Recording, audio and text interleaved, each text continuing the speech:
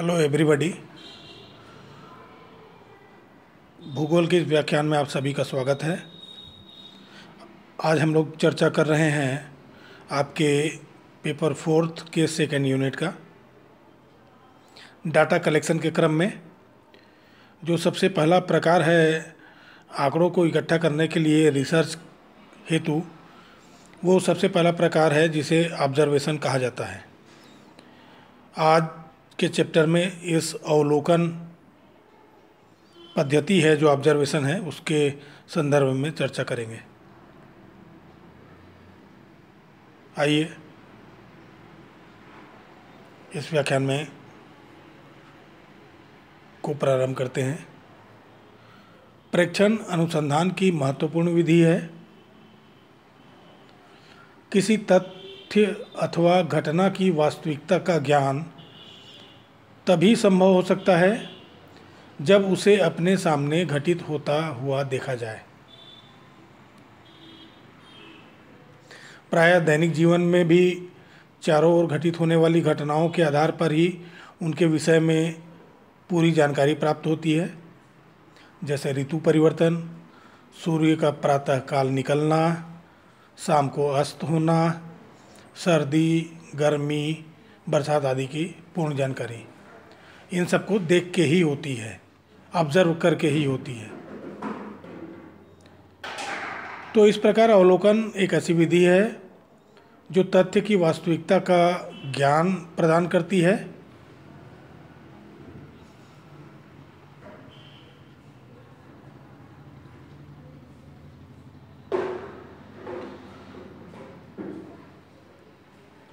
जो ऑब्जर्वेशन होता है, अवलोकन होता है, उसको देखना कहा जाता है। निरीक्षण से इसका अर्थ ले सकते हैं। भौतिक विज्ञानों में प्रयोग होता है प्रेक्षण नामक शब्द का। और अवलोकन, इसके 3 चरण होते हैं। इन 3 चरणों में जो प्रमुख है चेतना, ध्यान और बोध। चेतना का संबंध इंद्रियों द्वारा उत्पन्न जो जानकारी है उनसे संबंधित है। आँख, कान, नाक, स्पर्श, स्वाद। ध्यान का संबंध है इच्छा शक्ति को केंद्रित करना। और बोध का आशय है तथ्यों को समझा जाता है इसके द्वारा। जब भी आप शोध करेंगे तो अवलोकन के अंतर्गत आँख, नाक, कान, स्पर्श, स्वाद इनका उपयोग करते हुए इच्छा शक्ति को वो अपने शोध विषय की ओर केंद्रित करेंगे और उसके द्वारा कार्यकरण संबंधों की विवेचना करेंगे और तथ्यों को समझने का प्रयास करेंगे।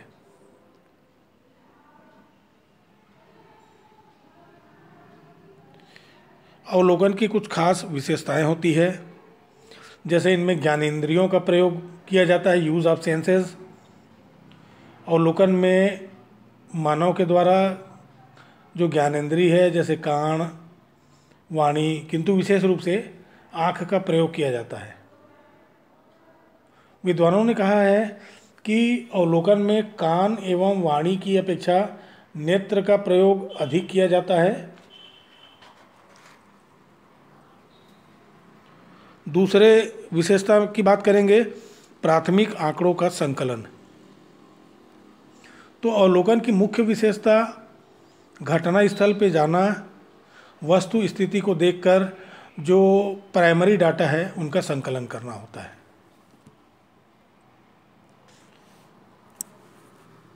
तीसरे विशेषता के अंतर्गत कार्यकरण का जो संबंध है उसको ज्ञात करना होता है, finding cause and effect relationship. अवलोकन करने या ऑब्जर्वेशन का अर्थ केवल देखना नहीं होता है, बल्कि उसका उद्देश्य कारण परिणाम के संबंध को स्पष्ट करना होता है, जानना होता है। अवलोकनकर्ता जो है, जो शोध करता है, स्वयं घटना को देखकर उसके अनिवार्य कारणों और परिणाम के बीच के जो संबंध है उसको स्थापित करता है। चौथे बिंदु के अंतर्गत अनुभाविक अध्ययन। ऑब्जर्वेशन की जो विशेषता है कि ये कल्पना पर आधारित नहीं होती है, ये अनुभव में या अनुभव पर आधारित होती है। अवलोकन को प्रयोग या अनुभव पर आधारित अध्ययन माना जा सकता है। अनुभाविक अध्ययन चाहे किसी समुदाय के जीवन का हो अथवा किसी विशेष क्रिया या क्षेत्र का हो, ये सोशल साइंसेज में काफ़ी उपयोगी होता है। पांचवा जो विशेषता है ऑब्जर्वेशन का वो है, ये एक प्रत्यक्ष विधि है।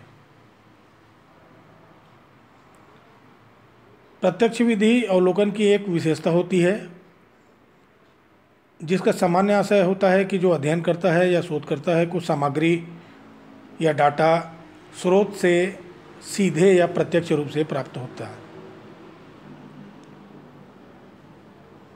जिससे कि शोध विषय को समझने में सरलता पाई जाती है। सामग्री का जो या डाटा का कलेक्शन लोगों से प्रत्यक्ष रूप से किया जाता है, इसलिए इसे direct method of data collection कहा जाता है अवलोकन को। और जो छठवें क्रम में है निष्पक्षता। देखिएगा कि वैज्ञानिक शोध में निष्पक्षता एक बहुत आवश्यक गुण है। इसके अभाव में शोध की दिशा और दशा और उसके परिणाम में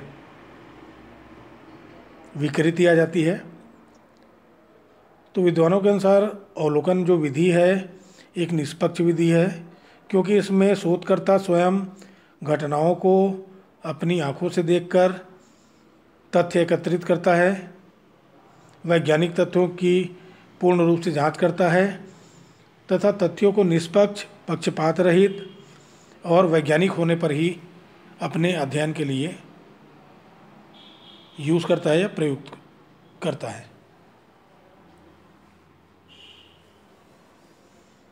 अवलोकन के सीमाएं जो आप ऑब्जर्वेशन करेंगे उनकी सीमा क्या होगी।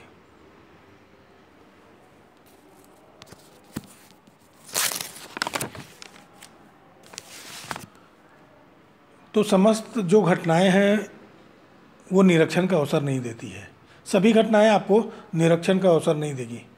जो घटनाएं निरीक्षण का अवसर देती है उनमें जो शोध करता है या अवलोकन करता है पास में नहीं होता, और समस्त घटनाओं का अवलोकन पद्धति के द्वारा अध्ययन संभव नहीं है।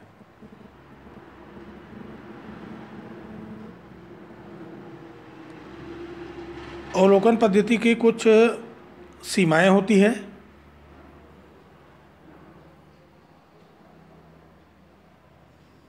ये चार जो आप स्क्रीन में देख रहे हैं ये उनकी सीमाएं हैं। पहला है विशिष्ट घटनाओं में अनुपयुक्त, सीमित क्षेत्र, पक्षपात की संभावना और ज्ञानेंद्रियों में दोष।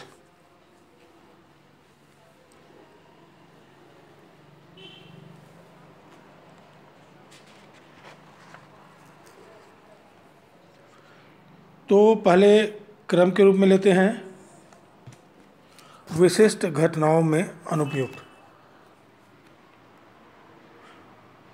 कुछ जो भौगोलिक घटनाएं हैं विशेष प्रवृत्ति की होती है। कुछ सामाजिक घटनाएं भी विशेष प्रकार की होती है, ये व्यवहार से संबंधित होती है, जैसे सहानुभूति हो गया, क्रोध हो गया, संघर्ष हो गया। इसको आप अवलोकन के द्वारा या देख के समझ नहीं सकते, और आपने यदि तथ्य को एकत्रित कर भी लिया तो उसे विश्वसनीय नहीं माना जा सकता। आपने कृत्रिम घटना घटित करवाकर उसका अवलोकन किया तो उसमें स्वाभाविकता नहीं आ सकती। तो इस तरह से किसी खास घटना में ये जो पद्धति है अवलोकन की वो अनुपयुक्त होती है। दूसरी इसकी जो सीमा है सीमित क्षेत्र।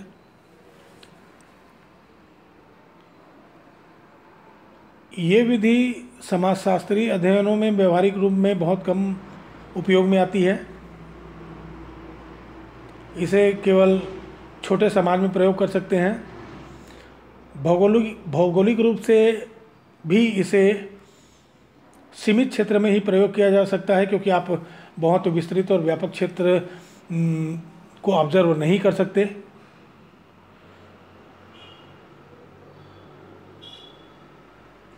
इस विधि को अपनाने में धन भी अधिक लगता है और परिश्रम करना पड़ता है। तो जहाँ तक कोशिश की जाती है कि जो इसका उपयोग है वो एक लिमिटेड एरिया में किया जाए। तीसरा है पक्षपात की संभावना। ऑब्जर्वेशन में दो प्रकार के पक्षपात की संभावना रहती है। पहला शोधकर्ता के द्वारा और दूसरा कि जिसका आप अवलोकन कर रहे हैं उनके द्वारा। पहला तो आपके दृष्टिकोण का, आपके व्यक्तित्व का प्रभाव अवलोकन में पड़ता है, और दूसरा जैसे ही लोगों को पता चलता है कि आप उनका अवलोकन कर रहे हैं तो उनके व्यवहार में परिवर्तन आता है और एक कृत्रिमता आ जाती है। और जो चौथा है ज्ञानेंद्रियों में दोष, इसकी जब बात करते हैं तो सुनने की शक्ति, दृष्टि में ह्रास, केंद्रित करने के दोष अवलोकन में बाधा उत्पन्न करते हैं। एग्जाम्पल है तो एक ही घटना को अलग अलग अवलोकनकर्ता अलग अलग दृष्टिकोण से देखता है, जिसके कारण उनके परिणाम में भी भिन्नता आ जाती है। हमारी जो ज्ञानेंद्रियां हैं अत्यधिक विभिन्नतापूर्ण, त्रुटिपूर्ण तथा विशिष्ट रूप से कार्य करती है। तुलना करने के लिए भी ये जो इंस्ट्रूमेंट है या टूल्स है इंद्रियां, वो उसको आप बहुत अच्छा नहीं कर सकते। ज्ञानेंद्रियां आकर्षित तथ्यों से प्रभावित होकर कभी कभी घटनाओं को सही अर्थों में नहीं देख पाती और उनके जो रिजल्ट्स हैं उनमें दोष आ जाता है। तो इसे इस अध्ययन पद्धति का दोष माना जाएगा। अवलोकन के प्रकारों के संदर्भ में अगर चर्चा करना चाहें तो ये प्रमुखतः दो प्रकार का होता है। पहला है व्यक्तिगत अवलोकन और दूसरा है सामूहिक अवलोकन।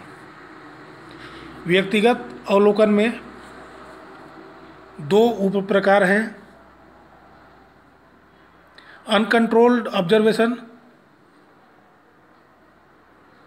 इसमें अवलोकनकर्ता जो अनकंट्रोल्ड ऑब्जर्वेशन है इसमें जो है वो अवलोकनकर्ता व्यक्तिगत स्तर पर किसी घटनाक्रम का अध्ययन करता है।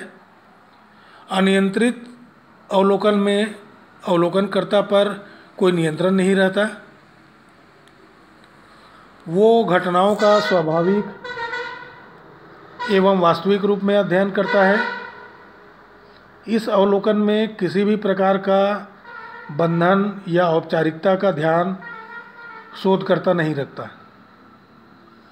इसमें किसी प्रकार की संरचना एवं नियोजन को निश्चित नहीं किया जाता। जो भी घटना है उसको ज्यों का त्यों देखने का प्रयास होता है। इसके गुण में अगर देखा जाए तो ये कहा जाता है व्यवहारिक स्तर पर अगर इसको देखें तो अनियंत्रित अवलोकन अधिक उपयोगी दिखाई देता है, क्योंकि इसमें किसी प्रकार की क्षेत्र सीमा नियंत्रित नहीं होती। किसी भी प्रकार की समस्या का अध्ययन सरलतापूर्वक किया जा सकता है। ये जो अनकंट्रोल्ड ऑब्जर्वेशन है, अनियंत्रित अवलोकन, को किसी अनुसंधान योजना के प्रारंभिक स्तर पर संपन्न करना इसलिए महत्वपूर्ण बताया गया है क्योंकि इसके द्वारा किसी सूक्ष्म परिकल्पना की भी क्षेत्रीय जांच की जा सकती है। अनियंत्रित अवलोकन में, अनकंट्रोल्ड ऑब्जर्वेशन में, निष्पक्षता तथा विश्वसनीयता की जो मात्रा है वो ज़्यादा पाई जाती है। इसके कुछ दोष भी होते हैं। 3 प्रमुख दोष इसमें पाए जाते हैं।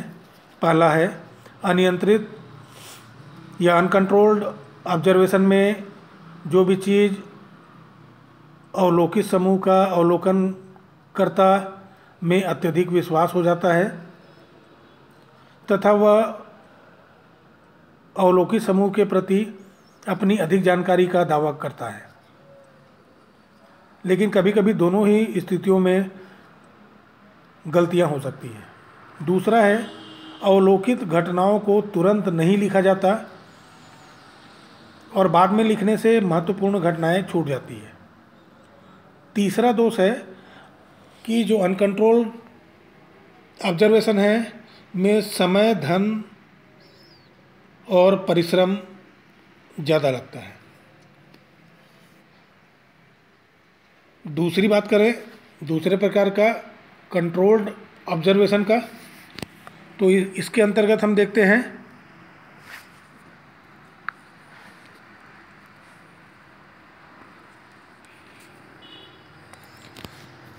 कि जो नियंत्रित या कंट्रोल्ड प्रकार का ऑब्जर्वेशन होता है उसमें अवलोकनकर्ता तथा घटनाएं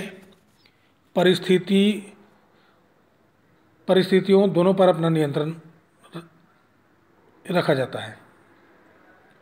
ऑब्जर्वेशन की संपूर्ण योजना पहले से तैयार कर ली जाती है। इसके बाद अवलोकन द्वारा सूचनाएं एकत्र की जाती है। जो नियंत्रित अवलोकन में पक्षपात से बचने के लिए शोधकर्ता को अपने अवलोकन लेखों की सहायता के लिए अनुसूचियाँ, प्रश्नावली तथा परीक्षण आदि के लिए स्ट्रक्चर का निर्माण करना पड़ता है, जिसमें शोधकर्ता को व्यवस्थित अवलोकन की एक निश्चित रूपरेखा निर्धारित हो जाती है। इसके अंतर्गत शोधकर्ता धन, समय एवं परिश्रम की बचत होती है। साथ ही जो अवलोकन का रिजल्ट है वो ज़्यादा विश्वसनीय होता है। तो रिसर्च के उद्देश्य के लिए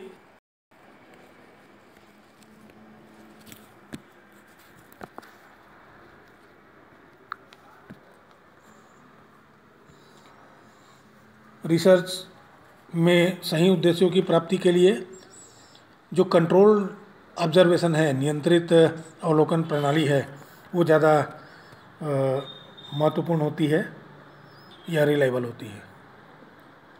दूसरा है सामूहिक अवलोकन। ये जो सामूहिक अवलोकन है, ये सामूहिक अवलोकन में एक या एक से अधिक अवलोकनकर्ता एक ही घटना का एक ही समय पर किंतु भिन्न भिन्न अलग अलग रूपों में अध्ययन करते हैं। ये अध्ययनकर्ता एक ही विषय अथवा अनेक विषयों के विशेषज्ञ हो सकते हैं। अनेक विषयों के विशेषज्ञ एक ही घटना का अवलोकन करते हैं तो उनके अध्ययन के दृष्टिकोण में स्वाभाविक है कि भेद होता है। वे एक ही समस्या के विभिन्न पहलुओं का अध्ययन अपने अपने दृष्टिकोण से करते हैं। कालांतर में जो विशेषज्ञ हैं या अवलोकनकर्ता विचार विमर्श द्वारा, विचारों के विनिमय द्वारा समस्या का एक कंपोजिट या समन्वित रूप विकसित करने का प्रयास करते हैं। ऐसे अध्ययन को कोऑपरेटिव रिसर्च अथवा इंटरडिसिप्लिनरी रिसर्च कहा जाता है। सामूहिक अवलोकन किसी समूह का अवलोकन नहीं अपितु किसी समूह के द्वारा अवलोकन होता है। अमेरिका, इंग्लैंड में ये मेथड बहुत ज़्यादा प्रचलित है। इस तरीके को प्रथम बार 1944 में जमैका में विकसित किया गया। जो सामूहिक अवलोकन होता है उसके उद्देश्य मुख्य रूप से अवलोकन के निष्कर्षों में विश्वसनीयता तथा प्रामाणिकता का संचार करना होता है। घटना के अनेक अलग अलग पक्षों का गहन और विस्तृत अध्ययन करना होता है। भारत में इसका प्रयोग इंडिया में श्यामाचरण दुबे द्वारा भारतीय गांव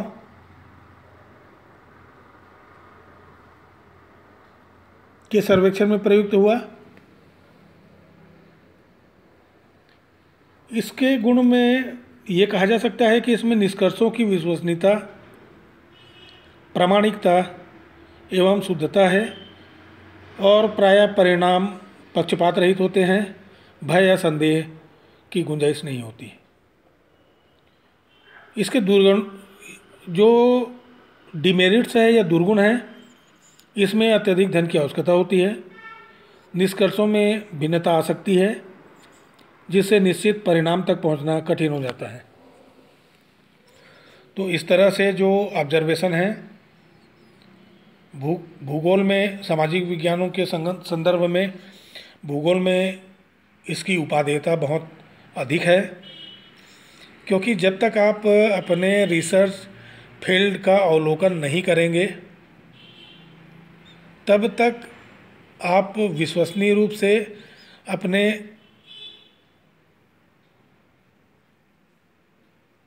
जो आंकड़े हैं, जो फैक्ट हैं, जो रिजल्ट आ रहा है, उनको वेरी नहीं कर सकते। तो भौगोलिक अध्ययन में ऑब्जर्वेशन का विशेष महत्व है, क्योंकि ये प्रथम प्रकार है कि किसी भी तथ्य या आंकड़ों को संग्रहित करने का। ये जो पावर पॉइंट है इसको अंजनी पटेल ने प्रिपेयर किया, हमारे विभागीय सहयोगी है, उसका धन्यवाद। आप सभी जो इस व्याख्यान में शामिल हुए, बहुत गंभीरता से आप सभी का धन्यवाद।